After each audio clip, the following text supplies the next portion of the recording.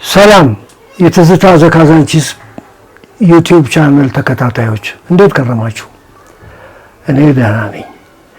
እንደተለመደው ዛሬም እንግዳ ይዤላችሁ ቀርቤያለሁ። እንግዳዬ ኡራኤል ተወልዶ ያደገ ነው። ስሙን እሱ ራሱ ያስተዋውቃችኋል።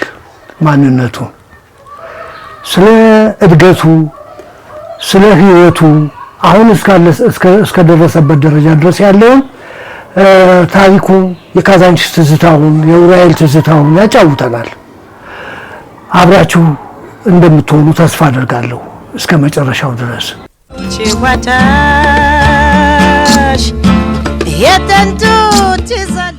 ቃል በገባነው ጊዜና ጥራት መሰረት 4 ብሎኮችን በሴምሲና በአያት ለውድ ደንበኞቻችን ቁልፍና ካርታ አስረክበን ኑሮ አስጀምረናል። ዝቋላ ፓርክ ቪው አፓርትመንት በፕሪሚየም ሎኬሽን ቦሌ አትላስ መስቀለኛው ጋር የአዲስ ዙ ፓርክ እይታ ያላቸው ከአፍሪካ ትልቁ ወተር ፓርክ ፊት ለፊት ለኢንቨስትመንት ቢሉ ለመኖሪያ እየተመቹ በኮሪደር ልማት ያሸበረቁ በወንዝ ዳር ልማት ደግሞ የደመቁ አፓርትመንቶችን በወለል 4 ቤቶች ብቻ በ20% ቅድመ ክፍያ ከባለ 1 እስከ ባለ 3 መኝታ አማራጭ ያላቸው ሌክዠሪ አፓርትመንቶችን በሙሉ ማጠናቀቂያ ከዝቋላ ሪል ስቴት የ34 ዓመት የኮንስትራክሽን ልምድ ባለው ዝቋላ ኮንስትራክሽን ሲስተር ካምፓኒ ዝቋላ ሪል ስቴት ለሽያጭ የቀረቡት እነዚህ አፓርትመንቶች 20% ቅድሚያ ከፍለው ቀሪውን ደግሞ ከወለድ ነጻ ተረጋግተው የሚከፍሉበትን እድል አመቻችተንሎታል። ለበለጠ መረጃና የወደፊት ቤቶን ለመጎብኘት አሁኑኑ ይደውሉልን። ዝቋላ ሪል ስቴት። ወደ እንግዲህ ልውሰዳችሁ። እንኳን ደህና መጣህ። እስኪ ራስህን ለትዝታ ዘካዛንቺስ ዩቲዩብ ቻናል ቤተሰቦች አስተዋውቅ። አመሰግናለሁ። ይሄን እድል በማግኘቴ እጅግ በጣም ደስተኛ ነኝ። እኔ ያዛቸው መኩሪያ እባላለሁኝ። ተወልጄ ያደግኩት ኡራኤል ነው። እስካሁኑ ሰዓትም ኡራኤልና ካዛንቺስ ላይ አለሁ በብዛት። ወደ ራሴ ታሪክ ከመግባቴ በፊት አጥናፍ ይህንን ፕሮግራም በመጀመርህ የተሰማኝን ደስታ እንኳን ደስ አለህ በርታ ለማለት እንኳን እድል አላገኘሁም ነበር። ዛሬ ይህንን አጋጣሚ በማግኘቴ በጣም ደስ ብሎኛል። አጥናፍ ሰገድ ድሮም ቢሆን ቀልድን አዋስተህ የምታጫውተንና የምታስተምረን ብዙ ጊዜ የዚህ አይነት ነገር የነበረህ በመሆኑ ይሄን ነገር ሌላ ማንም ሰው ሳይደፍረውና ማንም ሰው ሳያደርገው አንተ ወደዚህ ጉዳይ ውስጥ በመግባትህ እጅግ በጣም ደስ ብሎኛል። በተለያየ ጊዜ በስልክ ልንገናኝ ሞክረናል፣ ግን ይህን ነገር አስታውሼ በርታ አጥናፍ ግፋበት ለማለት እድል አላገኘሁም ነበር። እግዚአብሔር ይመስገን። ሆኖም ዛሬ ለዚህ በመብቃቴ በጣም በጣም ደስተኛ መሆኔንና እጅግ ትልቅ ቁም ነገር ለትውልድ መተላለፍ የሚችል ታሪክ እያኖርክ ስለሆነ በጣም ደስተኛ መሆኔን ለመግለጽ እፈልጋለሁ። ወደ ራሴ ስመለስ ኡራኤል አካባቢ እንደማንኛዎቹም አብሮ አደግ ጓደኞቼ ሰፈር ውስጥ ተጫውተን ተራቅጠን ተሯሩጠን ነው ያደግነው። ኡራኤል አካባቢ ከሌሎች አካባቢዎች በጣም ይለያል። የሚለይበት ምክንያት ምንድነው? እሱ ሁሉም የሰፈሩ ወጣቶች የአንድ ቤተሰብ ልጆች እስከምንመስል ድረስ ነው አስተዳደጋችን። አንዳችን ማንኛውም ጓደኛችን ቤት ገብተን እህት እናቶቻቸውን እነሱ በሌሉበት ማዘዝ እንችላለን። ሌሎችም የኔ ጓደኞች እኔ በሌለሁበት እኔ ቤት መጥተው እህቶቼን ወንድሞቼን እናት አባቶቼን ማዘዝ የሚችሉበት አይነት አስተዳደግ ነው ያደግነው። ይሄ ከሌሎች አካባቢዎች በጣም ለየት የሚያደርግ ቢኖርም የተወሰኑ ቦታዎች ላይ ብቻ የሚታይ ነገር ነው። እንደዛ ሆነን ነው እስካሁኑ ሰዓት ድረስ ያለነው። ስንጫወት ተው ብሎ የሚከለክሉን የኛ ቤተሰቦች ያንዳችን ቤተሰቦች ካየን የማይፈለግ ነገር ካደረግን ስንሯሯጥ ከነበርን መኪና መንገድ ውስጥ ከነበር ፈርተን እንዴት እንሸሽ ነበር ከሌናት መጡ ሲባል በጣም በሚገርም ሁኔታ ነው እንደዚህ ሆነን ያደግነው። እጅግ ፍቅር ይሆን 70-80 የሚሆን ወጣት ቢኖር 70-80ም እንደ አንድ ቤተሰብ ልጅ ሆነን ያደግነውና ያ ሰፈር በጣም ለየት ይላል። ይሄን ነው ይሄ እድገት ነው። ወደ ካዛንቺስም ሲሄድ በእንደዚህ አይነት መልኩ የሚኖሩ ሰዎችን ያጋጠመኝና ያ ሰፈር ውስጥ በጣም ብዙ ቤቶች አሉ፣ ብዙ ቤተሰቦች አሉ።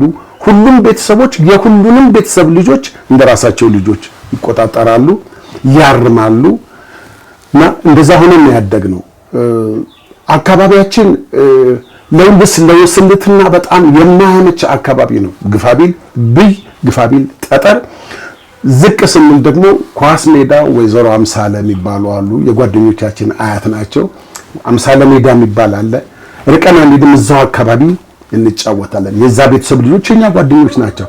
ሀብተ ማርያም አያሌው፣ አበባ አያሌው፣ ዓለም ዘውድ አያሌው፣ ኑኑ አያሌው፣ ሲራክ አያሌው፣ እነዚህ የኛ ቤተሰብ ልጆች የዛ ቤተሰብ ልጆች ናቸው። ግን ከኛ ጋር አብረው እዛ ሜዳ ላይ አብረው ሲራገጡ የሚውሉ ልጆች ናቸው። ሁሉም አሁን ያሉት አሜሪካ ነው እና በእንደዚህ አይነት መልኩ ነው ያደግነው እና ሰፈራችን ውስጥ ብዙ የመዝናኛ አይነት ነገሮች አልነበሩም በድሮ ጊዜ። ከዛ በኋላ የመጡ ብዙ ነገሮች አሉ፣ በኋላ እንደርስበታለን እሱ።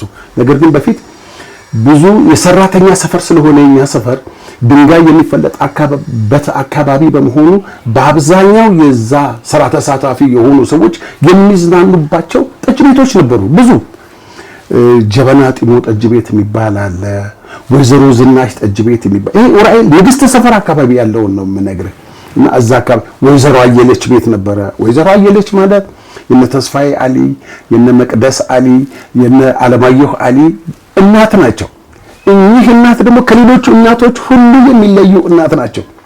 ቀበና ለዋና እንወርዳለን። ስንወርድ እሳቸው ሽመላቸውን ይዘው ራቁታችንን፣ ልብሳችንን፣ ጨርቃችንን ሰብስበው ነው መጡ ከተባለው የምንሸሸው። እንዲህ አይነት ነበር አስተዳደጋችን። እሳቸውን ሁሉም ወጣት ነው የሚፈራቸው የሚያከብራቸው።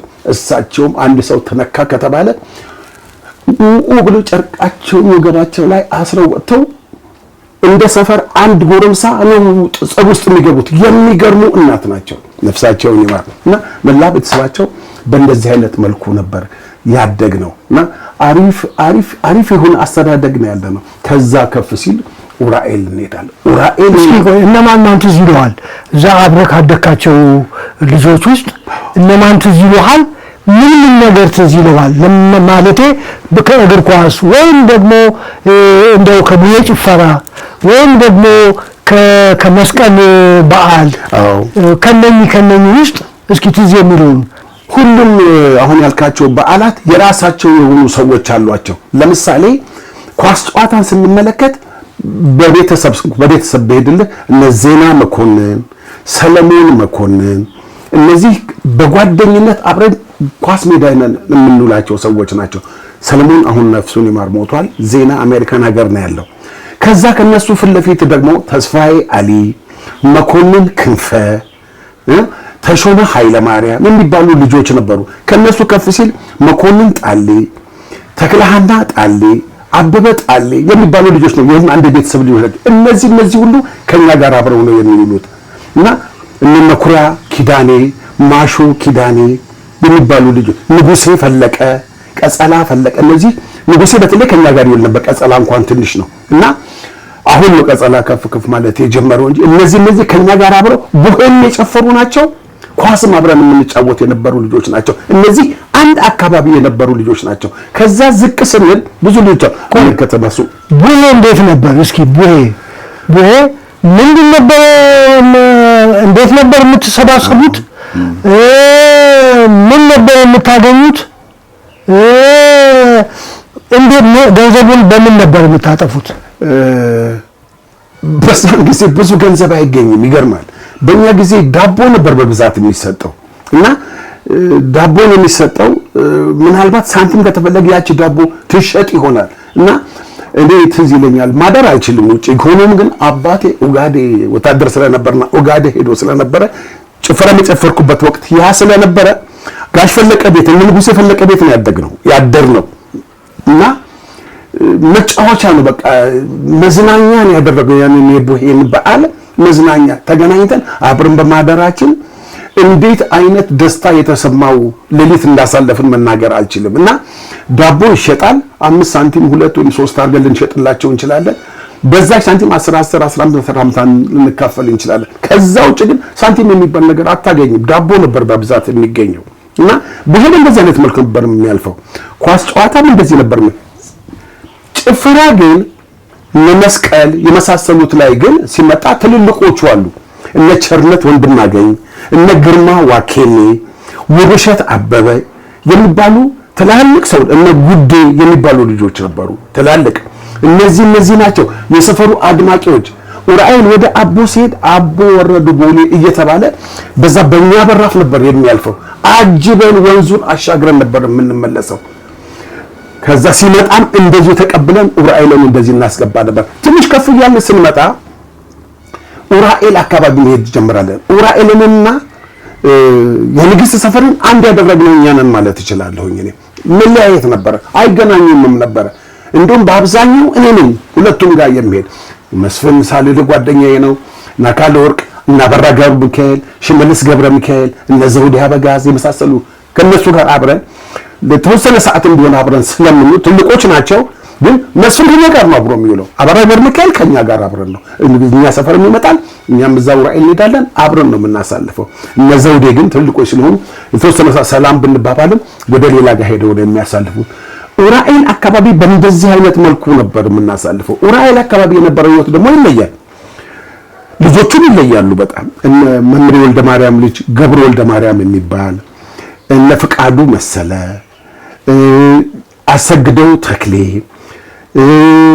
ገረመው ጌታነህ፣ ዘላለም ጌታነህ፣ እነ ደሞዜ መላኩ፣ እነ ገሰሰ ትሁን በላይ፣ ጦማዬ ወይም ጦማዬ ነው የምንላት እኛ የገሰሰ ታላቅ ወንድም፣ የነሱ ደግሞ ያክስር ቦክረ የሚባል አለ።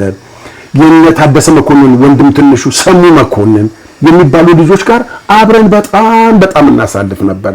የዛን ጊዜ ፊታውራሪ አበበ ከበግበረት ወደዚህ ወደኛ ሰፈር መጥተው ነበር። ፊታውራሪ አበበ ማለት የዳንኤል አበበ አባት መጥቶ ንግስት ሰፈር ገብተው ነበር። እሳቸው ያንተ አባትም ጓደኛ ናቸው። በጣም ግሩም እና እኔና ዳንኤል በጣም ስለምንቀራረብና አብረን ስለምንውል በብዙ ነገር ስማችን በመጥፎ ሲነሳ ፊታውራሪ አበበ ማን ነው ይሄ ያዛቸው ማለት ማን ነው ኮሎኔል መኩሪያ ማለት ብለው ይጠይቃሉ። የኔም አባት ማን ነው ፊታውራሪ አበበ፣ የሱ ልጅ ዳንኤል ማለት ማን ነው ብለው ይጠይቁና በእነዚህ ሁለት ልጆች የተነሳ ኮሎኔል መኩሪያ በየነና ፊታውራሪ አበበ ካሳ ጓደኛሞች ሆነዋል። በእኛም መጥፎ ባህሪ የተነሳ እሱ ከቤት ቅር ብሎ ሲወጣ እኔም አብሬ ነበር የምወጣው። እኔ ስወጣ እሱ ይወጣል። በእንደዚህ አይነት መልኩ ነበር ያደግነው እና ቤተሰብ ሆነን መጨረሻ ላይ ፍጹም ዘመዳሞች ሆነን በእንደዚህ አይነት መልኩ ማሳለፍ ችለናል። ይገርማል። ከነሱ በድሮ ጊዜ ማለት እያልከኝ ያለው ምንድነው? አሁን አንድ ጓደኛዬ ተጣልቶ ከቤቱ ከወጣ እኔም አብሬ እወጣለሁ። ምንም ሳትሆን ምንም ሳትጣላ ማለት ሳትጣላ ምንም ሳትሆን ምን ሆነ የት ገባ እስከምትባል ድረስ ጓደኛህን ተከትለ አንተም ወደ ዱር ትሄዳለህ። እና ይሄንን አደረግን። በኋላ ከፍ እያልን ስንመጣ የዛ አካባቢ ልጆች ማንኛችንም ያው ከትምህርት በስተቀር ሌላ የገቢ ምንጭ ስለሌለን ከኛ የተሻለ የገቢ ምንጭ የነበረው ገረመው ጌታነህ ነው። ገረመው ጌታነህ ከቤተሰቦቹ የኑሮ ደረጃ ጥሩነትን ባሻገር ትራንስፖርት ላይ ይሰራ ነበር። አባትየው የነበራቸውን ሁለት ላንድ ሮቨር መኪና አንዱን በኃላፊነት የሚያሽከረክር እሱ ስለነበረ ወደ ደብረ ዘይት ወደ ናዝሬት ደርሶ ሲመጣ ገንዘብ ያገኛል። በዛ በሚያገኘው ገንዘብ መለያየታችን በዛ በሚል ምክንያት ቤት ተከራይቶ እዛው ንግስት ሰፈር አብረን እንድንኖር አድርጎናል። የሚገርም እሱ ቤት ተከራይቶ እኛም በጋራ እንድንኖር አደረገን። ምናልባት ሁለተኛውን ቤት አጥናፍም የምታውቀው ይመስለኛል። ለገሰ ገራዥ አካባቢ ደረጃውን የጠበቀ ድንጋይ ቤት ተከራይቶ ኃላፊ ሆኖ የሚከራየው እሱ ነው። እኛን እንድንኖርበት አደረገን እና በእንደዚህ አይነት መልኩ እንኖር ነበረ። የዛን ጊዜ ከኛ ጋር አብረው የሚያሳልፉ ልጆች ነበሩ፣ የካዛንቺስ ልጆች። ማንም ሰው የካዛንቺስን ታሪክ ብዙ ሰዎች ጋር ስትነጋገር ሰምቻለሁ። የሱ ስም ግን ሲነሳ አልሰማሁም። ኩጃ የሚባል ኬንያዊ ነበረ። ኩጃ በጣም እንዴት የምንወደው ጓደኛችን ነበረ።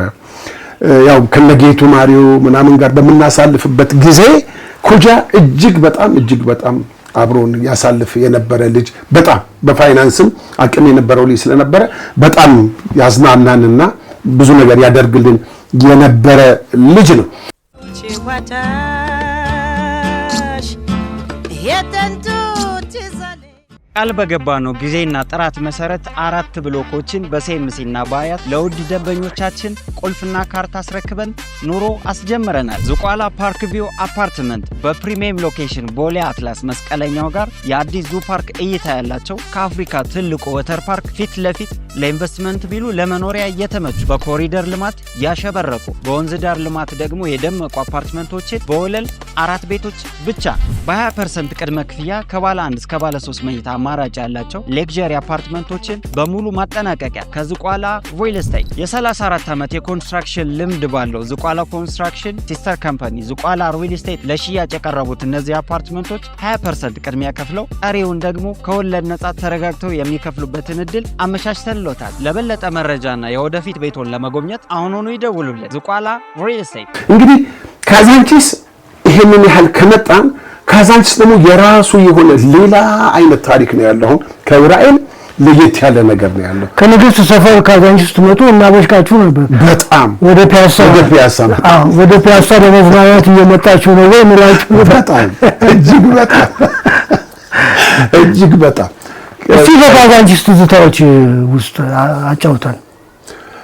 ካዛንቺስ የካዛንቺስ ትዝታ ምን ይሄ ተብሎ የሚወሰን ነገር የለውም። ካዛንቺስ በጣም የሚገርም ታሪክ ነው ያሳለፍነው።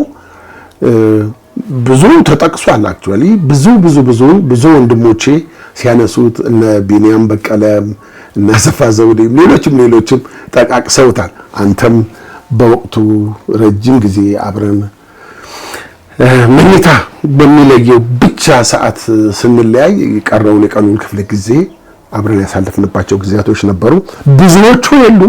ብዙዎች ወንድሞቻችን የሉም፣ አልፈዋል። በህይወት ያሉትም ከሀገር ውጭ ናቸው። ምናልባትም ገኔና ካንተ ጋር ኢንቲሜት በጣም ክሎዝድ ሆኖ ካሳለፉት ልጆች መካከል በዚህ ሰዓት ያለነው ባልሳሳት አንተና እኔ ብቻ ይመስለኛል።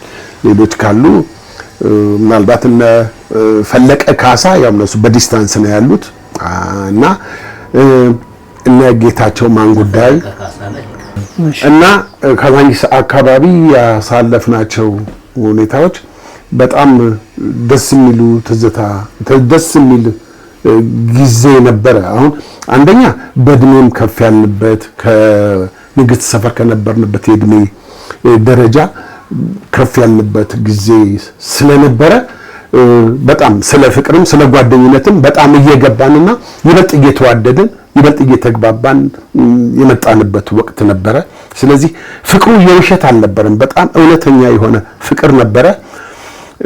ልብስ ተለዋውጠን ነበር። የቆሸሸ ልብስ የሚባል ነገር የለም። እከሌ ልብስ የለውም እከሌ ሸሚዝ አውልቆ መስጠት ነው።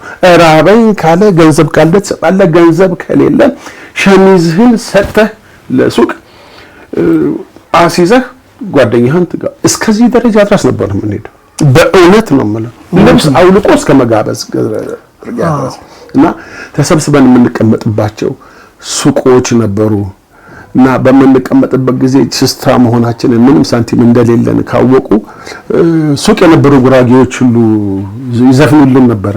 በምድር ላይ መከራው ችግር ቢመርም ኑሮ ማስመረር ቀጥታ ልብስ ወደ ማስያዝ ነው የምትሄደው እና በምድር ላይ ስቃይ እንዳለ ኑሮ ይነግረናል። ያንን እናስይዛለን። በእንደዚህ አይነት እኮ ነበረ የሚቀልዱብን። ስንመልስም ቅስቀሳ እኮ ነው። ምን አባታቸው ቆሞ እዚህ በራንዳ አይኔ ነው። ስለዚህ በጣም በመዝናናት ነው ያለነው እኛ። አይ እነዚህ ልጆች ዛሬ ጨክነው ሊሄዱ ነው እንዴ ይላል። ይሄን ሲዘፍን ገና ወይ ይሄን ሲከፍትልን ወይ ሙዚቃ ሲከፍትልን በቴፕ በቃ አንዳችን እንትና ተባብሎ ልብስ ተነስተት ወጣል። እንደዚህ አይነት ነበር። እውነት ነው ፍቅር። ይሄ እንግዲህ እስከ ለውጡ ድረስ ያለው ጊዜ ያለው ታሪክ። ከዛ በኋላ እስኪ ያለውን አጫውተን። ከለውጡ በኋላ ያለው ታሪክ እኔ ወደ መናኸሪያ ነው የሚሄደው። ወደ ካዛንቺስ ከፍ ብሎ ወደ መናኸሪያ ነው የሚሄደው እና መናኸሪያ ገባው ካዛንቺስ በቃ ከከፍተኛ 15 ልጆች ጋር። ከአስመራ ከመጣህ በኋላ ነው? አስመራ ሳትሄድ በፊት? አይ አስመራ ሳልሄድ ከመጣሁ በኋላ ነው። ታዲያ አስመራውን ሳትነግረው ነው እንደ በ1967 ዓመተ ምህረት ነው ልክ ከለውጡ በኋላ ነው እኛ ወደዛ የገባው እና በግሩፕ ነው የገባ ነው ማለት እችላለሁ። ህፃናት ማሳደጊያ አባቡ የምትባል ልጅ ነበረች። ዱቤ ከበደ የሚባል ልጅ ነበረ። ከነዚህ ጋር ተነጋገርን እና ነፍሱን ይማረው ዛሬ የለም። ሌሎችም የኡራኤል ሰፈር ልጆች ጋር አብረን ሆነን ሄድን። እድገት በህብረት እየተዘመተ ባለበት ሰዓት እኛ ስቴዲዮም እየተመለመልን ነበር። ማነው ጃልሜዳ እየተመለመልን ነበር። ተመለመል ገባን። ቀጥታ ወደ ደብረ ብርሃን ነው ይሄን ነው። ደብረ ብርሃን ሄድን። ትሬኒንግ ውስጥ አሳለፍን። የሰፈር ልጆች አሉ 2-3 ከነሱ ጋር አብረን ሰለሞን መቶ አለቃ ፋሲል የሚባል ወንድም የነበረው ወደ መተባበር ወደ ብሩክ ቤት ጋር ያለ ሰለሞን የሚባል ልጅ እና እነዚህ ልጆች ነበሩ። ከነሱ ጋር አብረን ደብረ ብርሃን አሳለፍን። 6ቷችንን ጨረስንና ቀጥታ አስመራ ነው የገባነው። አስመራ እንደገባን 2 ቀን ነው ያደርነው ከተማ ውስጥ። ቀጥታ ወደ ጦር ግንባር ነው ይሄን እና ወቅቱ የአስመራ የከተማ ጦርነት የነበረበት ወቅት ነበር እና በየክፍሉ ተመደብን። እኔ ስመደብ በጣም የሚገርም ነገር ያለው እዚህ ጋር ነው አጥኔ። እኔ ስመደብ አባቴ ከሻምበል አዛዥነት እስከ ብርጌድ ምክትል አዛዥነት ያገለገለበት ክፍል ውስጥ ሕፃን ሆኜ ቁምጣ ለብሼ እስክሪብቶና ወረቀት ለመውሰድ ቅዳሜና እሑድ ረፍት ሲሆኑ ቢሮ እየሄድኩ ከምወስድበት መስሪያ ቤት 3ኛ ብርጌድ 12ኛ ሻለቃ ምደባ ይደርሰኛል። በጣም የሚገርም ነው። በጣም ሻለቃ አዛዥ ነበረ፣ ሻምበል አዛዥ ነበረ፣ ብርጌድ ምክትል አዛዥ ሆኖ ያገለገለበት ቦታ ላይ የጌታዬ ልጅ መባል ጀመርኩ። እዛ ስገባ በቃ የጌታዬ ልጅ መጣ ነው የሚሉኝ። በጣም አሪፍ ሰዎች ማቃቸው ብዙዎች አሉ። ወጣት ከዛ ሌሎችም ቢኖሩ አብዛኞቹን አቃቸዋለሁ። የዛን ጊዜ ኮሎኔል ጡረታ ወጣ። ልክ የዛን ጊዜ ጡረታ ወጣ። ግን እኛ ወደ እንትን ስንሄድ እነሱ ወደ ዳግም ዘማች የሚባል ጥሪ ደርሷቸው እሱ ወደ ገዋኔ ዘመተ። እኔ እዛ ነው ያለሁት። በእንደዚህ አይነት መልኩ ነው እዛ ክፍል ውስጥ ነው ያለነው። እንደነገርኩህ በጣም የውጊያ ወቅት ነበረ። ገባን። 12ኛ ሻለቃ የሚባለው የነበረበት ቦታ ባሬንቱ የሚባል ቦታ ነው፣ ምዕራባዊ ቆላ ውስጥ። ከዚህ ከረንን አልፈህ አቆርዳትን አልፈህ ከዛ በኋላ ነው የምታገኘው ባሬንቱ የሚባለውን ቦታ። ኩናማዎች ያሉበት ቦታ ነው። በጣም ፍቅር የሆኑ ሰዎች ያሉበት ቦታ ነው። እዛ ብዙ ጊዜ አሳለፍን። በጣም ብዙ ውጊያዎች ላይ ፓርቲሲፔት አደረግን። ማርኮ ይባል ነበር። እንደውም የብዙ ወጣቶች ወታደርነት መቀጠር ምክንያት ሆኖ ለዚህ እየተባለ ነበር። ምንድነው ቢአርኖ ምናምን ማረከ ተብሎ ብዙዎች ትምህርታቸውን እየጣሉ ሌላ ቢአር ለመማረክ እየተቀጠሩ ኤርትራ እንደሄዱና እዛው እንደቀሩ ነው የማውቀው። ሲወራም የነበረው እንደዛ ነው። እና እውነት ነው ማንካ ነው ወይስ ወሬው እንዴት መጣ? አንተ በኋላ ከኤርትራ መጣ እዚህ ከዛ ታስሮ መጣ እዚህ እንደገባ ነው የማውቀው። እስኪ አጫውተን። እውነት ነው ወሬው እንዴት እንደመጣ ባላቅም ነገሩ እውነት ነው። ምክንያቱም በዛን ጊዜ ወረቀት ኤሮግራም እንዲባል ነው ያለው። በኤሮግራም ነው ተጻጽፈህ ምናምን ከሰዎች ጋር እንኳን የምትገናኘው። ሌላ ምንም ይሳል ነበረም እና ከለታት ባንዱ ቀን እዛው ባሬንቱ እያለን ሸምበቆ የሚባል የኛ ተነጣይ ጦር የሚኖርበት አካባቢ አለ። ወደዛስ በአንድ እግር በመሬት ነው የምንሄደው። አንድ እግር በመሬት ማለት አካባቢው ጠላት ስላለ መኪና ላይ ወጥተን አይደለም የምንሄደው። የተወሰኑ ሰዎች መኪና ላይ ይሆናሉ፣ የተወሰኑዎች በእግር ነው የሚሄዱት እና ጫካውን እንደዚህ እንሄዳለን። ተኩስ ተከፈተ። ሸምበቆና ምንድነው በቆሎና ማሽላ ያለበት ደርቆ መቆረጫ ሰዓት የደረሰበት እህሉ በእንደዛ አይነት ባለበት ሁኔታ በዛ ውስጥ እያለፈን ባለበት ጊዜ ነው ውጊያ ተከፈተ። የተንከባለን ወዲያም ወዲህም እያል የበላይ ኃላፊዎች፣ ጓድ መሪዎች፣ የመቶ አለፋ በሚሰጡት ዘለግ ባለ ድምጽ ወደዚህ ተሁኑ ወደዚህ ሁኑ በሚሉት ትዕዛዝ እየተመራን ስንዋጋ ቆየንና ወደ እነሱ ይዘውት ወደ ነበረ ተራራ ስንወጣ ቆስሎ ድንጋይ ስር የነበረ የጠላት ጦር ሰው ወደ ኋላ ሲያልም እኔ ከጀርባው ነው የምደርሰው።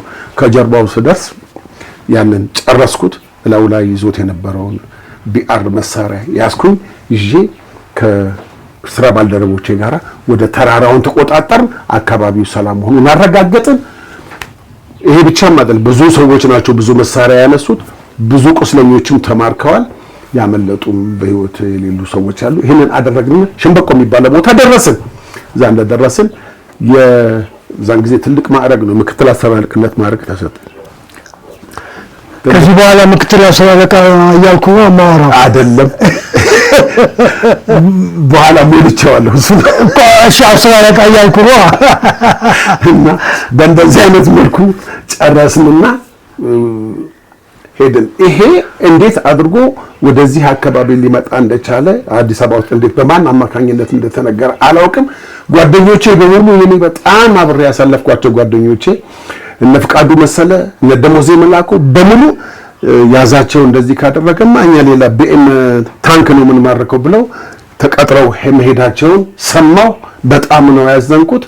ምናልባት ይመጣሉ እኔ ጋር ብዬም አስቤ ነበር። ወደኛ ወደ ኤርትራ ይመጣሉ ብለን ሳንገናኝም ቀረን። እሷ ለመገናኘት ብቻ ሳይሆን ማለፋቸውን ስሰማ እጅግ በጣም ነው ያዘንኩት። እና ይሄ ሁኔታ በእንደዚህ አይነት መልኩ በኋላ ግን ታስሮ ነው የመጣው አይደል ወደ አዲስ አበባ? አዎ፣ ይሄንን እንትን ጨረስንና የምህንድስና ኮርስ ተሰጠን። ምህንድስና ኮርስ ጨረስንና ከእግረኛ ተዋጊነት የመሐንዲስ መርማሪ ፈንጂ መርማሪ ሆነን አንድ አመት ያህል እንደሰራን ወደ ፖለቲካ ውስጥ በቅስቀሳ አስገቡን። ፖለቲካ ውስጥ ገባንና እየሰራን ባለበት ሁኔታ እና ሌዲህ እርስ በርሱ መጓሸም ጀመረ። ጭዋታሽ የጥንቱ ትዝ አለኝ።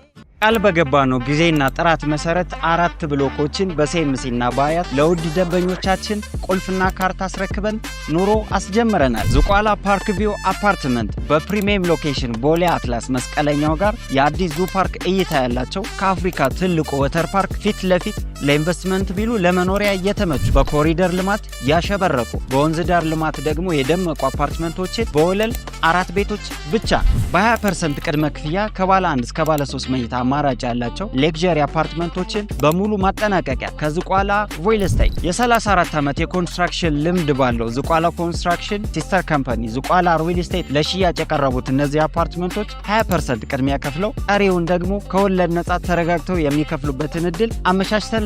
ለበለጠ መረጃና የወደፊት ቤቶን ለመጎብኘት አሁኑኑ ይደውሉልን። ዝቋላ ሪል ስቴት።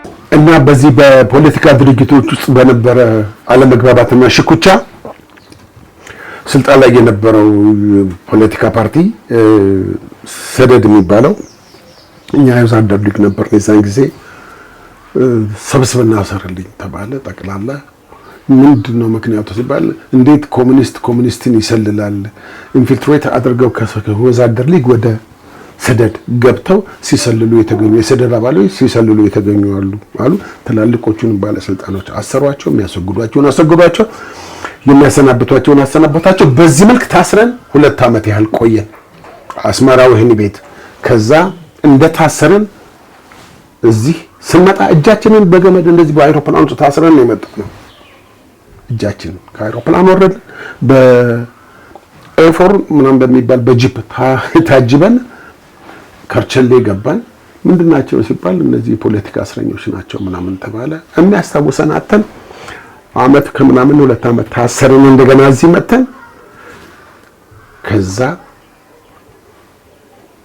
ቀጥታ ወደ ቤታችሁ ሂዱ ብለው ነው ወረቀት የሰጡን። ወደ ቤታችሁ ሂዱ፣ ወደ ስራ መመለስ የለም፣ እዚህ ያሰራችሁበት ምክንያት ይሄ ነው ምናምን የሚል የለም። ለቀቁን። ተነሳንና ወደ ማህበረሰቡ ከዚህ በኋላ ነው እንግዲህ ወደ መናኸሪያ ወደ መናኸሪያ የሄድኩት። ከፍተኛ 15 ኪነት ባለ ትንሿ እህቴ ስለነበረች እሷን ለመጠየቅ የሚመጡ ልጆችን እቤት ሲመላለሱ ጓደኛ ያረኳቸው። በዚህ ምክንያት ተነሳሁና እነሱ ሰፈራቸው ወደ መናኸሪያ ነበር። መናኸሪያ ገባሁ። ኡራኤል ሰፈርና ካዛንቺስ ሰፈር የተወለድኩበትና ያደግኩበት መሆኑ ቀርቶ የእድገት ሰፈሬ መናኸሪያ የመሆን ያህል እስከሚሰማኝ ድረስ መናኸሪያ አሳለፍኩ። በቃ ሁሌም ማዳረም እዛው ነው። በቃ አልመጣም ወደ ሰፈር። ምናልባት ታውቃቸዋለህ ልጅ ከፍተኛ 15 አስተዋዋቂ የነበረው አማሃ ኢየሱስ አበበ፣ በቀለ ማሞ፣ ፋንታሁን፣ መስከረም ማሞ፣ በተለይ እነ ቡቡታ፣ ተስፋዬ፣ ዳዊት እነዚህ በጣም ቤስት የሆኑ የከፍተኛ 15 ልጆች ናቸው። በጣም ቤስቶቼ ናቸው። ከነዚህ ተለቅ ያለው በተለይ እና አማሃና ፋንታሁን እጅግ በጣም ስለምንቀራረብ ኑራችንንም አንድ ላይ እነሱ ቤት መሰረትን ማለት ይቻላል። የትዬ ብዙ ወርቅ ልጅ ነው። የትዬ ብዙ ወርቅ ነው ያንተ የአክስትህ ልጅ ነው እሱ ማለት ነው። በቃ ከነሱ ጋር እዛ ገባው። ከዚህ በኋላ ነው እንግዲህ ከመናኸሪያ ልጆች ጋር ትውውቅ የተጀመረው። እነማን ናቸው? እነ ግርማ መኮንን፣ ተሾመ መኮንን፣ እነ ግዛው አጥላባቸው፣ እነ ንጉሴ ተፈራ። ንጉሴ ተፈራ ማለት ወንደሰን ተፈራን ታውቃታለህ? የእሱ ትልቅ ወንድም አሁን ሩሲያ ነበር፣ ከሩሲያ ጀርመን ገብቷል። ጀርመን ይመስለኛል የሚኖረው። የነሱ ቤተሰቡ ልጆች ናቸው። እዛ በቃ ከነሱ ጋር ቤተሰብ እና ከነ ንጉሴ ተፈራ ቤተሰብ ጋራ በጣም ቤተሰብ ነን። እህቶቹም እናትየውም በጣም ነው ሪስፔክት የሚያደርጉን። ወይዘሮ ብዙ ወርቅም እንደዚሁ እህቶቹ ሁሉ በጣም ቤታችን ሰፈራችን ያደግንበት ሰፈር ሆነና እዛው ቀረ። በዛን ወቅት ያፈራኋቸው ጓደኞቼ ታውቃለህ ታሪኩን። ያፈራኋቸው ጓደኞቼ ንግስት ሰፈር ስመለስ ወደ ኡራኤል ሰፈር አብረውኝ ተመለሱ ከኔ ጋር። እነ አማሃም እነ ተሾመ መኮንንም መጡ። አማሃ ያው ትንሽ ጊዜ ቆይቶ አለፈ። ፋንታሁንም ትንሽ አመም አደረገው። ግርማ መኮንንና ተሾመ መኮንን አብረው ይመጡ። ከኛ ሰፈር ከኡራኤል አካባቢ ልጆች ጋራ በሙሉ ጓደኛሞቹ። አሁን ያሳለፍነው ጊዜ ረጅም በመሆኑ ትናንትና ቅድም ጨዋታ ስንጀምር የጠቀስኳቸው ሰዎች ሁሉ የሌሉበት ሁኔታ ነው ያለው። አሁን ስመለስ የወንድሞቻቸውና ምናልባትም አንዳንዶቹ የነሱ ልጆች ጋር ነው ጓደኛ የሆንኩት። እኔ የእድሜ ጋፑን በፍጹም አጥፍቼዋለሁ ማለት እችላለሁ።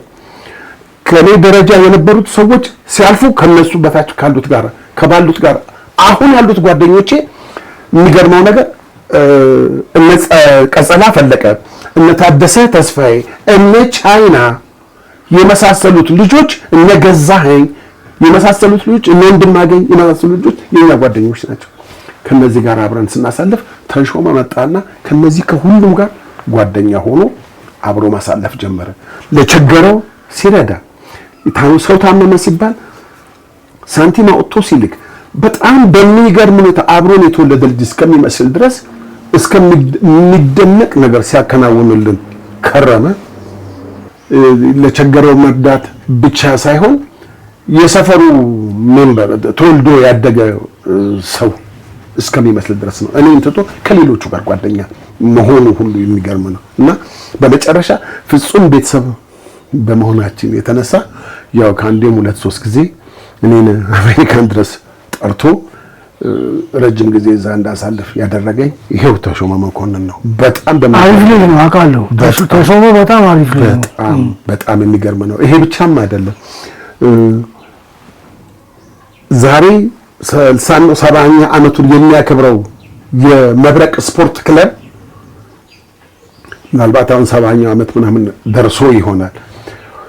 የነበሩት አባላቶች ሁሉ አልፈው አሁን እንዲህ ጠንካራ የሆኑ የመብረቅ ልጆች ካዛንቺስ ተወልደው ያደጉ ልጆች እነ ብርሃኑ ካንቶና፣ እነ ደበላ፣ እነ ደረጀ መንግስቱ፣ እነ ኤፍሬም፣ እነ ዞፍ፣ እነ ባቢ የመሳሰሉት ልጆች እነ ጌታቸው ጸጋዬ ጌታቸው ጸጋዬ እነዛ ልጆች አቋቁመውት ያንን እነ ክንፈ ያንን አቋቁመውት ዛሬ ትልቅ ሆኖ በጣም አሜሪካን ሀገር ሆኖ የካዛንቺስና አካባቢው አብሮ አደጎች ማህበርና የቅዱስ ገብርኤል ማህበር በፍጹም የስፖርት ቡድን ክለብ መቋረጥ የለበትም ብለው እየረዱ ዛሬ ትልቅ ደረጃ አድርሰውት ነበረ። አሁን በመፈረስ ምክንያት ተበትኗል። ግን ክለቡ አለ፣ ትሬኒንግ ይሰራሉ፣ ግጥሚያቸውን ያካሂዳሉ። እንደውም ባለፈው አመት የዋንጫ ባለቤት ነበር። የጤና ስፖርት ቡድኑ የዋንጫ ባለቤት ነበር። ይሄንን ያህል ሰፖርት ይደራረጋሉ። ይሄንን ያህል ባለፈው ጊዜ እነ ቶም በዛብህ እና በእንደዚህ አይነት መልኩ ያንን ማህበር አቋቁመው ይበልጥ እንዲንሰራራ እያደረጉ ያሉበት ሁኔታ ነው ያለው። ሌሎችንም ሰዎች እንደዚሁ ይረዳሉ እና በጣም ቆንጆ የሆነ አመለካከት ያላቸው የተቸገረን የሚረዱ አሁን በአካባቢ መፍረስ ምክንያት ችግር የደረሰባቸውን ሰዎች ባለፈው መቶ አለቃ ሻምበል ቢኒያም በቀለ ያስተባበሩት ቶም ምናምን ነገር እነ ተሾመ መኮንን አዋጥተው በላኮት ገንዘብ እቃ ምናምን አዘጋጅተው ለአካባቢው ሰው ሲያድሉ ነበር። ከዛይስ አካባቢ አላውቅም። አድርገዋል። አንድ ጊዜ አድርገዋል።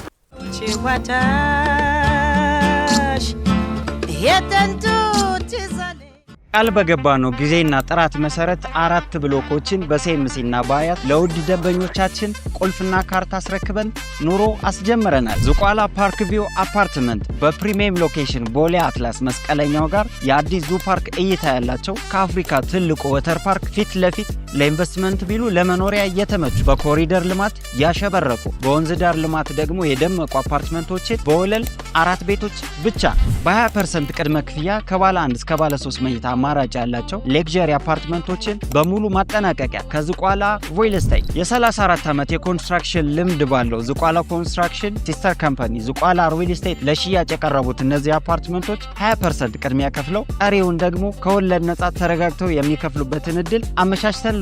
ለበለጠ መረጃና የወደፊት ቤቶን ለመጎብኘት አሁኑኑ ይደውሉልን። ዝቋላ ሪል ስቴት።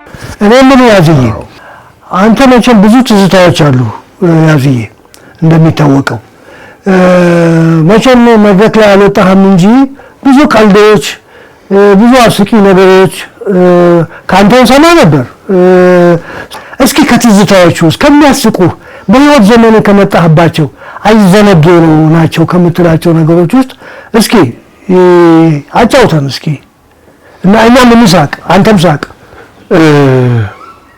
ይኖራሉ ግን በእንደዚህ አይነት አሁን ባላሰብከው ሰዓት እንደዚህ አይነት ነገር ሲመጣ ግርታ ይኖርና ለማስታወስ የምትቸግር ነገር ይኖራል። ሆኖም ግን አንድ ነገር በጣም የማረሰዋለሁ። ደበላ የሚባለው ኤልያስ የሚባለው የመብረቅ ስፖርት ክለብ አባል ብርሃኑ ካንቶና ከሚባለው የመብረቅ ሊቀመንበር ነው። ከሱ ጋር አብረው እየተጫወቱ ባሉበት ሰዓት ደብሯቸው ቆመው በጣም ቢራ መጠጣት ፈልገዋል። ብርሃኑ ይለዋል ደበላ፣ አቤት በእናትህ ይደብሮኛል፣ እንደው በኩርኩም ብለኸኝም ቢሆን ሁለት ቢራ ጋብዘኝ ይለዋል። ሲለው በኩርኩም ብለኸኝም ቢሆን ሁለት ቢራ ጋብዘኝ ይለዋል። አንተ እኩርኩሙ ላይ ካልቾ ጨምርና አንድ ቢራ ጋብዘኝ ለተበየተ ማረሳ አንተ ኩርኩም ላይ ካልቾ ጨምርና አንድ ጋብዘኝ ምንም እንደሌለ አንድ ነው። ሁለት ደግሞ ተግባራዊ የሆነ ነገር ነው የምነግርህ። ቅዱስ ገብርኤል እንደዚህ እየተሳለመን ባለንበት ሁኔታ አለኝ ተሾመ መኮንንና ኤፍሬም አብረው ወድቀው እንደዚህ ይሳለማሉ። ሲሳለሙ አባታችን ምናምን አላለም። ቅዱስ ገብርኤል ሆይ የሁለታችንንም ጸሎት ለኔ ያርግልኝ፣ ይህንን ምቀኛ አትስማው ባለ በአንድ ወሩ ዲቪ ደርሶት ሄዷል ተሾመ። ይህንን ለገብርኤል ነው መልእክት ያደረገው። ይህንን ቡዳ ይህን ጠንቋይ አትስማው፣ የእሱንም ጸሎት የኔንም ጸሎት ለኔ ያርግልኝ። እንዴ ነው ጨዋታዎች ይጫወቱ ነው ጊዜ ልጆች። አንተም ትጫወታለህ። ይሄንን አስታውሳለሁ። ይገርማል። ሌላስ እስኪ? አዎ በጣም አሪፍ ጊዜ አሳልፈናል። በጣም የሚገርመው ነገር ገና ስንተያይ ሳታስበው ከውስጥ የሚወጣ ነገር አለ። በቃ ሳታስበው አስበው አይደለም ሳታስበው ለሰላምታ የምትሰጠው ምላሽ ራሱ ጆክ ሆኖ ሲያፈርሳቸው ምናምን ትመለከታለህ። አንድ ጊዜ ራይል ተሳልመ ስንወጣ መንገድ ላይ የሆነ ሴትዮዋ ወዴት አገኘህ እና ታማ አልጠየካቸውም። ከዛ አቀፍካቸው። አይ አዝዬ አይ ምናምን ሲሉ ይገባሻል ልትወቅሽኝ ይገባል እኔ አሁን ብለህ እያለቀስክ ትስማቸዋል። እንደዚህ እያቀፍካቸው ዞር ስትል እኔን ታየኛለህ። እኔ ደግሞ ፎጋሪ እየሳኩ ነው። እኔን እንዲያቅፋቸው እኔን ስታየኝ ስስቅ ስላየኸኝ እያለቀስክ እየወረደ ሴትዮዋ በማያውቁበት መልኩ እና እንዳንኳ ያልጠረከውም እኮ ለሴትዮዋ ታለቅሳለህ፣ ለእኔ ትስቃለህ። እኔ እድሜ ልኬን አይረሳኝም። እና እንደዚህ አይነት ሰው ማግኘት በጣም ይከብዳል። ምንጊዜም ባው እንደወጣልህ እንደወረደልህ እዚህ በእውነት ምንጮች ደግሞ ወዲያው ደግሞ እኔ ስታየኝ ደግሞ ፎጋሪ ሴትዮዋ ይፎጋል እንዲህ ዞሮ ብለህ ስታየኝ እኔ ስቃለሁ። እንደዚህ አይነት ነገር ይገጥማል። በጣም ደስ የሚል ነው። በጣም ደስ የሚል ጨዋታ ነው። በጣም አሪፍ ጊዜ ነው። እስኪ ሌላ ካለህ የምትጨምረው ካለህ? በሚቀጥለው ጊዜ እንግዲህ እዘጋጃለሁ፣ ለእንደዚህ አይነት ሁኔታ እዘጋጃለሁ። 2ም 3ም ቀልዶች ይዤ ለመምጣት እሞክራለሁ። ግን አንድ ነገር ለማስታወስ እፈልጋለሁ። ያኔ እዛ ወደ ኡራኤል ሳንወጣ ንግስት ሰፈር ወይም እዛ ኡራኤል አካባቢ ብቻ በነበርንበት ጊዜ ትምህርት ቤት ነበር፣ እኛ ቤት ፊት ለፊት። ያ ትምህርት ቤት ፊታውራሪ በየነ ሀብተ ማርያም ይባላል ትምህርት ቤቱ። ፊታውራሪ በየነ ሀብተ ማርያም ቀኛዝማች በየነ ሀብተ ማርያም ትምህርት ቤት። ቀኛዝማች በየነ ሀብተ ማርያም ማለት የወይዘሮ አምሳለ አባት ማለት ናቸው። በሳቸው ስም የተከፈተ ነው። ቤቱም የወይዘሮ አምሳለ ነው። እዛ ቤት ውስጥ ትምህርት ቤት ነበር። 4 ነው 5 ደጃፍ ትምህርት ቤት ነበረ። እዛ ትምህርት ቤት የሚማሩ ተማሪዎች አስተማሪዎቻቸው በጣም የሚገርምህ ነው። ከአንድ የትምህርት ተቋም ምረቃ ያላገኙ መምህራኖች ናቸው በሙሉ። በላቸው ይባላል አንደኛው፣ ሂልተን ሆቴል ይሰራ ነበረ። አንደኛው አሰግድ አለሙ የጌትነት አለሙ ወንድም አንበሳ አውቶቡስ የቴክኒክ ክፍል ኃላፊ ነበር። በኋላ የፖለቲካ ኃላፊ ምናምን ሁሉ ሆኖ ነበር። አንድ እሱ ነው። ሌላው ተካ የሚባል የካዛንቺስ ልጅ ወታደር የነበረ። እነዚህ መኩዬ የኔ ታላቅ ወንድም፣ እነዚህ ናቸው መምህራኖቹ። መጨረሻ ላይ የዛ ትምህርት ቤት ባለቤት ማን ሆነ መሰለ? ሽመልስ፣ አቶ ሽመልስ ማለት ከብት ነፃ ግብርና ሚኒስቴር የነበረው እሱ የትምህርት ቤቱ ባለቤት እሱ ሆኖ እሱ ነበር ሰዎቹን ሊቆጣጠር የነበረው። ለመጨረሻ ያ ቤትም ፈረሰ፣ ቤቱ በሌላ መልክ ተሰራ። ሽመልስም ያን አካባቢ ለቆ ወደ ከብት ነፃ ሄደ። ልጅ ሞቶበት አሁን እዛው አካባቢ ነው ያለው ይመስለኛል። አላውቅም፣ ነገር የለም። ይሄንን ነገር አስታውሳለሁ። እዛ ቤት ልክ እንደ መዋያ ወጥተን እኛም እዛ የሚቆጥሩ ተማሪዎችን አንደኛ ክፍል ሁለተኛ ክፍል ገብተን እኛም እናስተምር ነበረ። ይሄ ትዝ ይለኛል እዛ አካባቢ ከነበሩ ካሳለፍናቸው ነገሮች መካከል። ጥሩ ትዝታ ነው። ጥሩ ትዝታ። በጣም ነው የማመሰግነው ያዝዬ። ሌላ ጊዜም እንደምንገናኝ ተስፋ አደርጋለሁ። ጥሬን አክብረህ በመምጣትህ እጅግ አመሰግናለሁ። በጣም አመሰግናለሁ አጥናፍ ሰገድ። እኔም የዛሬ የሰጠኸኝ ጊዜ በጣም ደስ የሚያሰኝ ስለሆነ እጅግ በጣም አመሰግናለሁ። አመሰግናለሁ አጥናፍ። የኔና የያዝዬ ጭውውት እዚህ ላይ ያበቃል። በሚቀጥለው ጊዜ ሌላ እንግዳ ይዤላችሁ ቀርባለሁ። እስከዚያው ቸርን ሰንብት። ነገር ግን አንድ ማሳሰቢያ አለችኝ። ውድ ተመልካቾቼ ይህን ፕሮግራም ለማቅረብ ብዙ ውጣ ውረዶች እንዳሉ ታውቃላችሁ።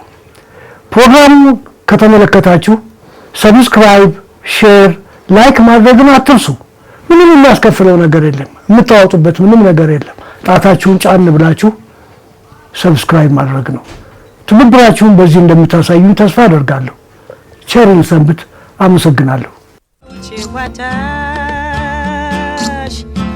የጥንቱ ትዝ አለኝ ቃል በገባነው ጊዜና ጥራት መሰረት 4 ብሎኮችን በሴምሲና በአያት ለውድ ደንበኞቻችን ቁልፍና ካርታ አስረክበን ኑሮ አስጀምረናል። ዝቋላ ፓርክ ቪው አፓርትመንት በፕሪሚየም ሎኬሽን ቦሌ አትላስ መስቀለኛው ጋር የአዲስ ዙ ፓርክ እይታ ያላቸው ከአፍሪካ ትልቁ ወተር ፓርክ ፊት ለፊት ለኢንቨስትመንት ቢሉ ለመኖሪያ እየተመቹ በኮሪደር ልማት ያሸበረቁ በወንዝ ዳር ልማት ደግሞ የደመቁ አፓርትመንቶችን በወለል 4 ቤቶች ብቻ በ20% ቅድመ ክፍያ ከባለ 1 እስከ ባለ 3 መኝታ አማራጭ ያላቸው ሌክዠሪ አፓርትመንቶችን በሙሉ ማጠናቀቂያ ከዝቋላ ሪል ስቴት የ34 ዓመት የኮንስትራክሽን ልምድ ባለው ዝቋላ ኮንስትራክሽን ሲስተር ካምፓኒ ዝቋላ ሪል ስቴት ለሽያጭ የቀረቡት እነዚህ አፓርትመንቶች 20% ቅድሚያ ከፍለው ቀሪውን ደግሞ ከወለድ ነጻ ተረጋግተው የሚከፍሉበትን እድል አመቻችተንሎታል። ለበለጠ መረጃና የወደፊት ቤቶን ለመጎብኘት አሁኑኑ ይደውሉልን። ዝቋላ ሪል ስቴት